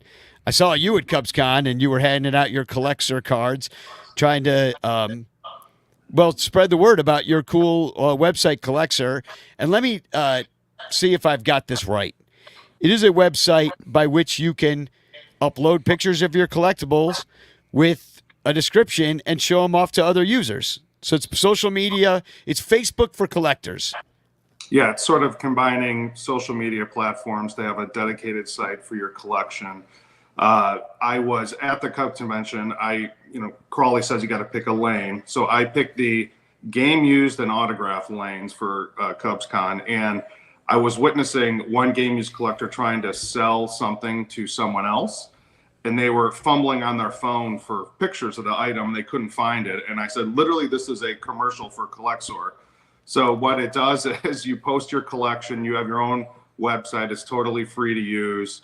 You can track what you own, track what you paid for it, track the value of your collection. You can also look at other collections. As it takes under a minute to post something, it keys in all of the attributes like team, player, item type, things like that. So if you're well, I could share my screen here. Well, this is my page. So if you want to, can you guys all see that? Yeah. On your screen? Well, not anymore. We could see it, and then you changed it. Right. Yeah, I'm kind of clicking around. There we go. Yeah. So there's hyperlinks on everything there. So you can click Cubs, and you would go to the Cubs items, Major League Baseball. So there's all the attributes are coded in, so you can just check, what other people have. So it's basically like a virtual man cave for your collection. But also, you can see what other people have. You can buy, sell, and trade for free on there. It's amazing every single day. Cool things you didn't even know existed pop up on there. So it also has sort of a social aspect of bringing, fellow collectors together. You find what people have. I was just going to ask, can you comment on what other people have, kind of have a conversation about things, or? Yeah, check this out. So you can comment on them. You can direct message people about it. You can do a posting like on Facebook or whatever. So it's the genesis for this in my mind was I am a big collector of Cubs game used memorabilia, and to purchase things and keep your collection going, you're always selling things. And I would be texting, like 10 photos of a piece around to various people. You got to find them on your phone, text them around. It's so much easier to just text the link. So, hey, someone will say, oh, let's trade. What do you have? And you start just rambling off random pieces. This is so much easier. You just text the link to your collection, and then everyone can see what you own. And then, you can, so much easier to share what you have. And then also easier to see what other people have if you're looking to trade for something. Well, if you see my account here, I put up my Andre Dawson certificate of death, which was signed by Andre Dawson. It's obviously not his death certificate, but I put it up on the site, and then Matt actually commented on my page here. The first death certificate on Collector, love the foresight. Was Andre surprised? And I told him he looked at me like he wanted to cause my death, which is true. And then he says, ha, ha, ha, sounds about right. Yes, So, a Collector first, the death certificate. Congrats. Yeah. So Tom, you know a lot about collectibles, and now talking about this death certificate, my question is, how much do you think Danny's death would be worth? My death certificate? How much would that be worth? No, your death, because it's got to be completed. So you have to die first, and then we'll fill out the rest of it. Only then will it be worth anything, right? Or is it worth something now? We'll set it for auction after Danny passes, hopefully in a long time. And now, what do you think this would be worth? This is another thing I put on Collector. When I was 14 years old in 1998, the Chicago Tribune had, they used to have those, the newspaper boxes all over the place. You put in a quarter and you got out the Tribune honor system kind of thing. Well, my 14-year-old ass stole the sign that they would put in the front of the box that said Cubs first night game special section, Monday, August 8th. Now, I took this from the newspaper box. Of course, I hung it up on my wall with thumbtacks. And so there's a couple holes in it. But do you think this would be worth anything? Yeah, Danny, I was going to say your 8-year-old self should have foreseen collectability and known that putting thumbtacks to hang pieces would devalue it. It's like when I was a kid, I look back at photos of me with all these original first run Star Wars toys that I played with every day and asked my parents, why'd you let me open them? So, yeah, but that I would say the sentimental value of that outweighs the actual monetary value, but it's fun to show off. Sometimes I think Jed Hoyer has that sort of idea about the farm system. They're worth more if we don't take them out of the package. This is something that I think. Well, you gotta, and part of it is you cash them in now when you're trying to win rather than hold them. So hopefully they're working on that. They just did with Michael Bush. So, that they're, sometimes taking them out of the package or bringing them up actually devalues them. So we've seen it, the value before they're known commodities. We've seen it happen both ways. I'm dropping a link to my page on Collector, and it's just for the podcast listeners. It's KOLLEXOR.com is how it's spelled. 2 L's and 1 X. And I think it's really cool. It's like, I don't have a lot of stuff, but it seemed to me that it wasn't totally about the trading of things. It's really like a virtual man cave, because what freaking good is it to anybody if nobody can ever see it? Yeah, everyone, like the pride and joy of a collector's life is when someone comes to their house and you can show off your stuff. You get this this pride about it. So this is a way to do that every day on a free website to show off your stuff to anyone. So it's taking your basement to the world. And you can meet other collectors on there because it's got that social aspect. So if you end up looking for stuff to buy, every price in the collection world is probably negotiable. So it's not necessarily a marketplace, but it's somewhere where you can do deals if you want. Yeah, it's a free peer-to-peer marketplace. So if something pops up that you like, message the person, ask them if they'd sell it. A lot of the stuff is listed for sale. So when you list a collection item, you can say if you're willing to sell it or not, what price you'd look for. You could put an or best offer. So try to initiate some of those conversations. And it's super easy to sign up. It's super easy to post too. Like it doesn't have an app per se, but it has one of those phone app situations, and it was super easy. I just like pressed the camera button, and then all of a sudden I was making a post. Like actually easier than Facebook, if you ask me, because Facebook wants all the shit from you all the time.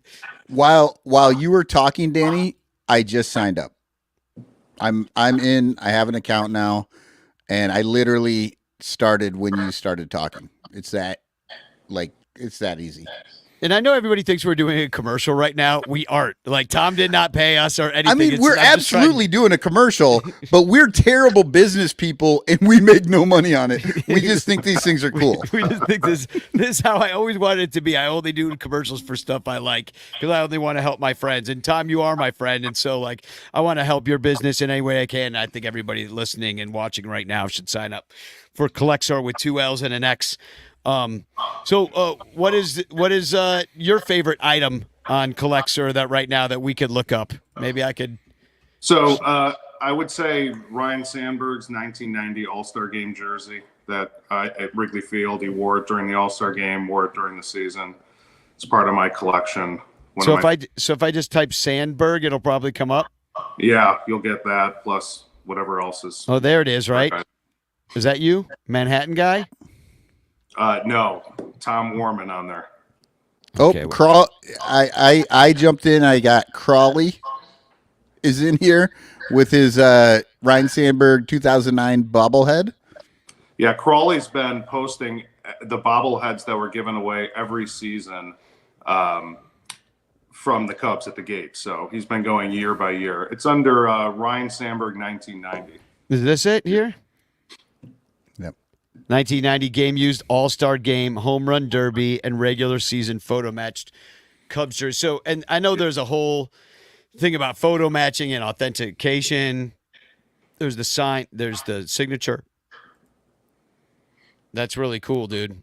Yeah, so we're trying to get the All-Star Game back to Wrigley. Hopefully it'll be soon, but this is an iconic piece. I do the game use display in the clubhouse at Wrigley Field during the season.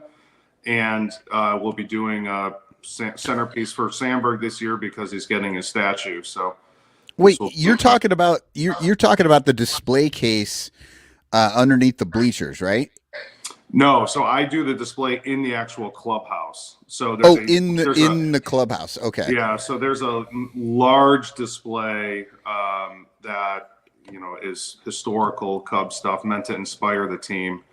So this past season, I did for Mark Grace and Sean Dunson for making the Hall of Fame, and then sort of teams that they were on, other pieces. So this year, I'll have items for Sandberg, for Kerry Wood, for Aramis Ramirez, and sort of that era of players. So how about that? Were you at bingo on Saturday night by any chance? Of course. Okay. Who doesn't go to bingo? So you'd be surprised. The people that hate fun, that's who. But did you see that our friend Jonathan Evans ended up getting a champagne bottle signed by Ben Zobrist that was given to him by Tom Ricketts? So I heard as a story. He paid like $3,000 for that. Do you think one of one, right? Yeah. But do you think that he got a good deal or where it should be or? Well, it's going to a good home. John's got an awesome collection. He's a friend of Collexor as well. So, that's a one-on-one piece. So it's hard to assign a value to it. I would say Saturday night bingo live auction is about the best time to extract money from people as the shots are flowing. I know they were passing around fireball shots. So that will lead to high bids. Yeah, Jonathan Evans definitely might have been a little fireballed up in that moment, but it was all for charity, so I guess it's worth it. And the other thing you get to do is you get to stick it to the other guy that you're going against, which I think is part of the fun of the auction sometimes because I know it's a bit of a small community, and y'all know each other, and there's a bit of a competition, wouldn't you say, between you all? Oh, absolutely. But it's also a friendly competition. For example, they do auctioning of game used items. And, you never know what the Cubs are going to find in the bowels of Wrigley Field. So this year, randomly at the live auction, they had a bunch of 2016 game use bats that no one even knew existed. So you have, these groups of big collectors that end up sort of saying, okay, I'll bid on this, you bid on that, so we sort of stand down so that we don't get into massive bidding wars. So that was definitely going on because, shockingly nice game use pieces popped up this year at the convention auction. Like jock straps and stuff? Yeah, no. It's David Ross's used jock strap for the 2016 World Series. Priceless. Get that on Collector. Yeah. Well, we saw that Captain Cubbo was in the chat. He just signed up, and so it's very cool. So everybody should go sign up. It's fun to look at stuff, even if you don't have stuff. And even if you have stuff that's not worth anything, it's still fun to see everybody's stuff because it does no good to anybody if you can't see it. So, yeah, well, the stories behind items are sometimes the best part about it. Totally free to use, free to sign up, free to buy, sell, trade, free to post your collection and look at other people's collections. Very cool. Tom, thanks for coming on, and we'll definitely have you on sometime that we need something appraised. Definitely. I'm your guy. Thanks, Danny. Thanks, Michael. Thanks, Tom. Thanks, Tom. Nice meeting you, man. So just real quick, this has been a fun show. We've talked to so many different people. I like when it's like this. I started the Ranter calendar. I want everybody to know about it. I sent emails to people that had bought it before, and you can buy it now. There's a couple ways to get it. It's $30. And you can buy it at sunranto.com/calendar. I'm already started working on it. It's going. And something I want to do this year that's a little bit new is that I want to use some pictures from other people. So, to just involve more people, to have this be even more of a group effort. I will curate it, of course, but I'm going to drop a link in the chat right now. And I posted this around on our Facebook page, Sunranto Ranters. I've posted it in our Discord channel, which will be very shortly to talk with all of you tonight, all the Patreon people. And there's a Google Drive. So please upload your best pictures, not all your pictures. Please do not upload pictures of blurry shit. Just take your best 10 pictures that you would be proud of to put into a calendar. Do some editing of them. Like, 10, a little Danny? color. 10, 20. No. I'm saying 10 is too many. That's a lot. It is, but you never know what I'm going to need. So I don't mind. I don't mind seeing your pictures. 10 pictures, let's say tops, unless I've told you otherwise, because I know you're at some event that I need pictures of. Excuse me. But anyway, another way to get it is by joining Patreon at the $12 level. So if you're already at the $5 level and you want to bump that up to $12 level, you'll get the calendar as part of your subscription. And that's just our thank you for being a regular supporter of the show. That goes even further for us because then we know that the money's going to come in. Then we know that we have enough dough to throw Ranter Fest and to get an Airbnb for Eric Wheelo and Billy DeVore when they come in. We know that we can get IFG a plane ticket to fly in from Seattle for these things. You guys do that. And so one of our thank yous to you is this Ranter calendar. So we got Project Warning Track going on. And so keep working on those things. Your fashion design, we've got great prizes. We went through it last week. And anyway, you should do it. It's just making something out of something else. So you have like an old Cubs jersey and you turn it into a dress.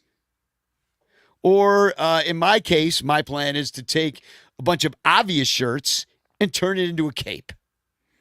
Yep. And Emily is making a bag that doubles as a seat cushion and has pockets for stuff as well as holders for those amazing beer bats that you buy way too many of at Wrigley Field. Nice. Like a holster? Yeah. Cool. So, and just so everybody knows about the calendar, yet one more time, I see some questions in the chat. The way it works is you email me your picture, sunranto@gmail.com. So before we go, I want to bring on my friend Larry, who we were hanging out at Cubs convention this weekend, and he's trying to raise money right now for lymphoma research by running the New York City Marathon. So welcome, Larry, to our show. How you doing? I am doing wonderful, guys. It was so great to see you, Danny. It was great to go to the Cubs convention. That's the first opening ceremony I've ever seen live. So really enjoyed it, really had a lot of fun, and good to see you and everybody, see Crawly. Obviously, a number of people I've gotten to meet. As you know, I don't live far from the ballpark. I'm about 4 blocks north, so I tend to see a lot of people. But no, great to be on here, man, and great to talk again.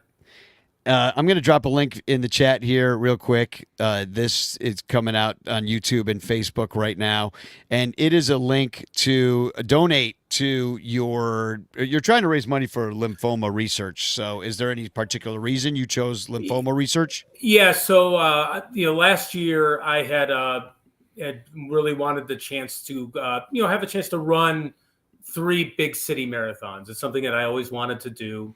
So I had met people from the Lymphoma Research Foundation when doing a story on Liam Hendricks, as he was working with them, as he was dealing with his battle with cancer. So obviously a little bit of a White Sox tie here, but that's kind of where it came through there. So they had an opening for the New York City Marathon that was run this past November. It came up in August. And so part of that was for me to raise money. I really enjoyed reading and learning about the foundation. I also did a story on Anthony Corrado. He is another cancer patient. He's a TikTok influencer. So oddly enough, he was able to use his cancer journey to make videos to describe every single step of what he was going through, literally from right after the diagnosis all the way through as he was going through his treatments. So really interesting to meet them. There are 1 million people a year who deal with lymphoma. And this organization is specifically focused on trying to fight that and trying to find cures, getting the best scientists to do it. And I felt like it was a great organization to run for. So was able to do that, ran the New York City Marathon on November 5th. I've been trying to raise the money as much as I can be, a little bit behind. Fundraising goes through Thursday, so trying to get as many donations as I possibly can. And obviously really happy to anyone who might have anything to donate. Would really appreciate it. A wonderful organization. Had a chance to learn a lot about them over the past few months. And they do some really, really great work, which we've seen here in Chicago and, of course, all around the country and even the world. And I don't think people realize how much of this research is funded by grant money. And so I think it can make a difference. And it's something that, unfortunately, all of us can have been touched by in our lives, some form of cancer. One not or one or another. But I appreciate all the work you do. Patricia Farrell says, "What is this?" I say, "It is the Sun Ranto Show, Patricia," and we're trying to raise money for lymphoma research. And Larry's a big runner, and I always see you running like. Walking around, and there's always Larry running, and I ruin his run. I'm like, Larry! And then he's got to stop and jog in place. Talking fucking Danny for 20 minutes now. You won't shut up. See, I enjoy that. I'll occasionally run into people I know. You know who I run into is Sarah Sanchez. I'll run into her running usually either on the way there, almost always. So where I live, I usually enter the lakefront path at Irving Park. So I usually come up, I guess it would be Inner Lakeshore Drive or Sheraton. I don't know where it turns into. I think it's Sheraton right at that point. So I run into Sarah a lot of times. I'll see people I know out there occasionally. I did run this morning. It was -5 degrees. And And I do. So I have really good cold weather gear, and I really do love to run because the lakefront looks like nothing you've ever seen when it's really, really cold. It's actually really beautiful, really peaceful. It is. The issue is you just got to get out there. So I will tell you, the reason I've never seen it is because I wouldn't go out there at that weather. Well, you know what's interesting, guys, is there's actually a lake jumper. The guy's been jumping in the lake, I think, now for like 3.5, 4 years. He was doing it this week. Based off the pictures, he follows me on Twitter. I don't know. I really don't know how he does it. I'd like to meet him. I mean, I'm out there. If I would be freezing to death if I were to jump into the water.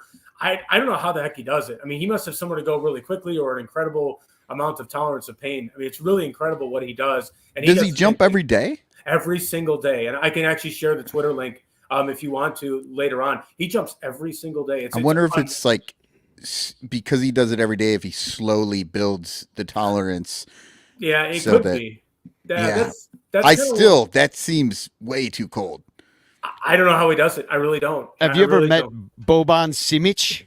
Boban No. Simic, he's this big, strong Serbian dude, and he actually ended up going on Jonathan Brandmeier's show like towards the tail end of when he was doing stuff.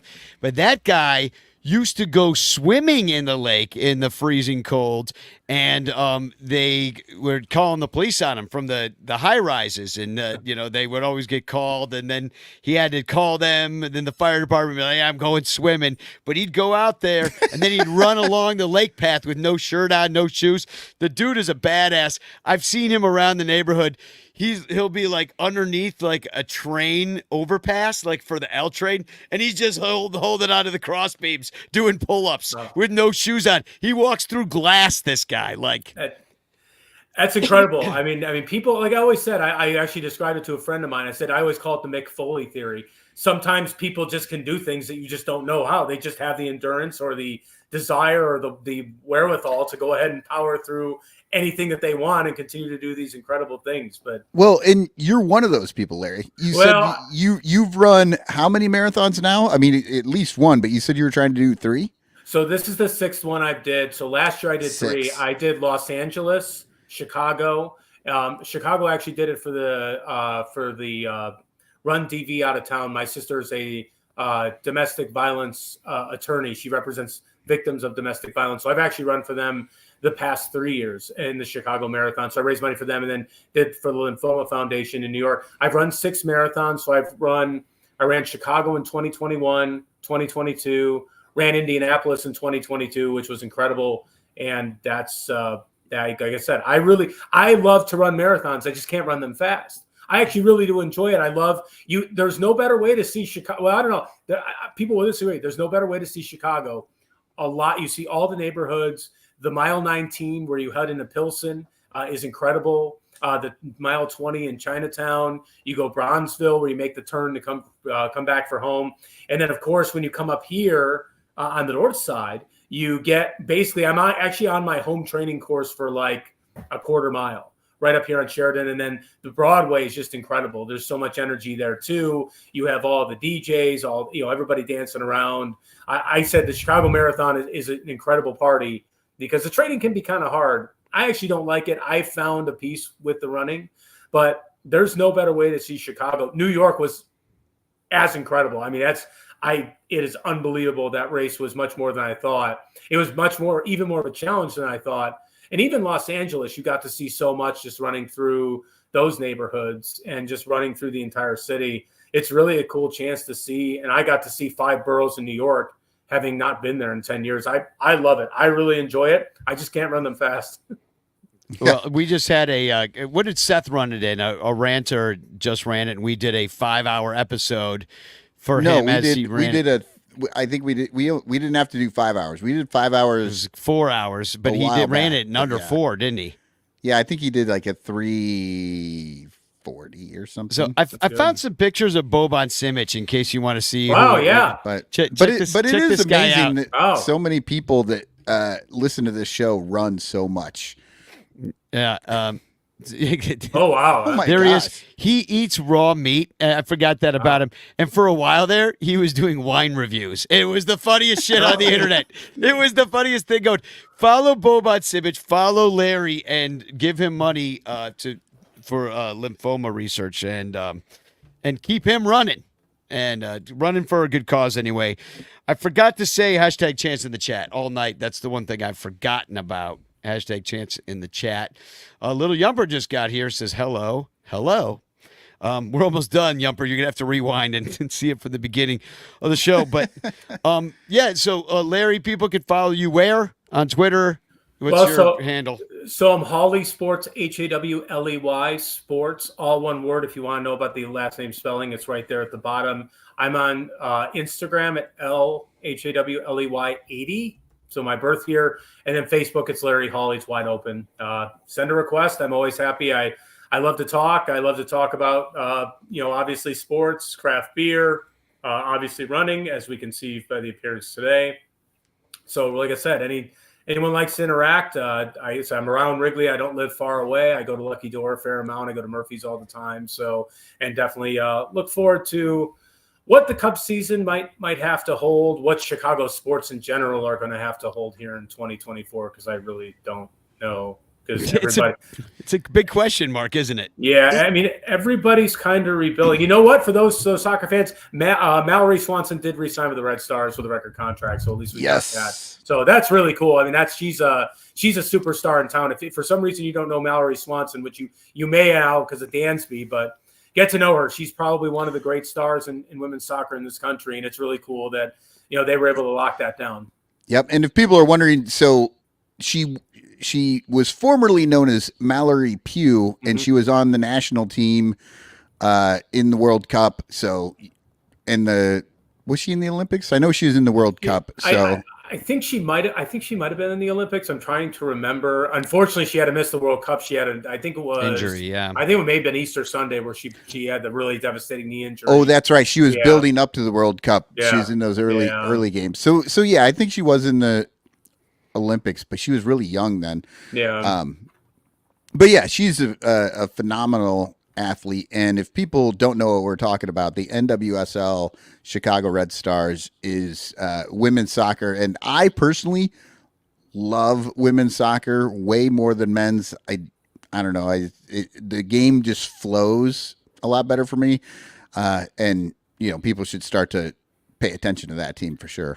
Yeah, I absolutely agree. I've always thought they've been a sleeping giant in town. And I wonder now that Laura owns them, I'm curious if they're going to go back to Wrigley Field and maybe play a game or two there. I could see that. I thought the same thing. Yeah, and that was always my trivia question before the 2016 Cubs. Who was the last team to win a championship calling Wrigley Field home? And it was a Chicago Sting of 1981 and 1984. I was just going to say that, the Sting. Yeah, actually, one of the great NASL matches was actually played in 1981 between the Sting and the Cosmos when the Cosmos were super loaded. It was like a 6-5 game. They went to a shootout. I think there were probably 30,000 people at Wrigley Field. The Sting are a very unique. For those of you who know, I'm a big Chicago sports history geek. It's a very, very unique window in time where the Sting had this. And the NASL did too, where they had this really exciting time, and the Sting had, and they called Wrigley Field home. They called Comiskey Park home. They would actually play. I know that their semifinal, the year they won the title in '81, they played their semifinal matches at Comiskey, and then they kind of rotated to whoever was there. But yeah, no, it'd be cool to see soccer, and it'd be cool to see soccer return there. God knows what the Bears are going to do about their quarterback, and I'm kind of already tired of hearing about it because So like I said, I don't take the sword out on Twitter. I just kind of rationalize, but I mean, there's fights already, and we're not even. Larry, you're a great follow. You know tons of stuff about Chicago sports and beer and all those things. So, and you're a great friend and a great guy to hang out with too. Connoisseur of the theater as well. You go see a lot of plays. Been to my theater quite a few times. But so if you don't know Larry, now you do, and you're stupid to not hang out with him. So thanks for coming on, Larry. And we're gonna wrap up this show, and we'll just see you next time. But all right, thanks, Larry. Nice meeting you, man. Donate to Larry. I'll drop the link in the chat one more time right now, and let's see if I can. There we go. It's tinyurl.com and then SD45Z26R. So you'll find it. I'll tweet it out later. How about that? Yeah. So now we just have. I don't have any TFCs. I kind of forgot. Okay, I do, but you know what? Let's. People. I think there is a small segment of our listeners waiting for the Cubsler. Yeah. Right? So this is the Cubsler from last week, and I saw 4 people with the correct answer. Danny, is that what we have? Or is it 5? That's what we have. We have 4 ready to go. 4 people who got this correct. And for the listeners, last week's Cubsler was powder blue road uni with yellow Ledbetter patch in the rearview mirror playing catch in the outfield with a number 1 fan? And the people who got it correct all said Jose Cardinal. So if you're wondering how you get there, the powder blue road uni, that puts you in the 1970s. That's how you get there. The yellow Ledbetter patch. So the yellow patch refers to that the Cubs logo that they had back then on their shoulder that had the yellow in it. It's the only time the Cubs have had yellow in their logo. But then I combined that with Ledbetter, Yellow Ledbetter, a song by Pearl Jam, and also Rearview Mirror, a song by Pearl Jam. That would get you to Eddie Vedder. And so you've got a 1970s Cubs player, Eddie Vedder, a number 1 fan, Jose Cardinal. He wore number 1, and he's Eddie Vedder's favorite player ever. And that's how you would find that answer. So very good. Well, I think you have Chris Salato as getting this correct, but I don't think he did. No, he did. We went back and forth. I didn't have you on that email. Oh, okay. All right. Gotcha. No, because his first answer was Andre Dawson, because he's like, Rearview Mirror is the 8th track on that album, and Andre Dawson wore number 8, and I'm like, man, that's great logic, but no, it's not. It's wrong. Yeah. So we're gonna give it a spin, and of course, the winner of this wins Michael's voice doing a Carl Castle impression on your voicemail. Okay. And the winner is Bernie Barron. And by the way, it was Don Rulis, Crawly, Bernie Barron, and Chris Salato were our correct answers. So, congratulations, Bernie. That's 2 weeks in a row that you've had a 25% chance. Seth Kennedy won it last week. The Cubsler difficulty went way up. Sort of. It really has to do with what your esoteric knowledge of the Cubs is. If you see Pearl Jam and Eddie Vedder is like a huge fan of Jose Cardinal, I think it was easy for some people, like Crawly probably. Well, let's get to this week's Cubsler. Okay, so you think that one was tough. Let's try this one. A stuttering shy guy in Shy wore 3, but didn't sound like it. Hazing surely wouldn't be approved in Pittsburgh, Shy, Cincy, or Brooklyn. So we'll post this up on Twitter and also on the Sun Ranto Facebook page and in the Discord, where people can see it yet once again. And remember, these are not trivia. It is trivia, but you got to go through. There are clues within this little riddle here that will help you get where you need to go.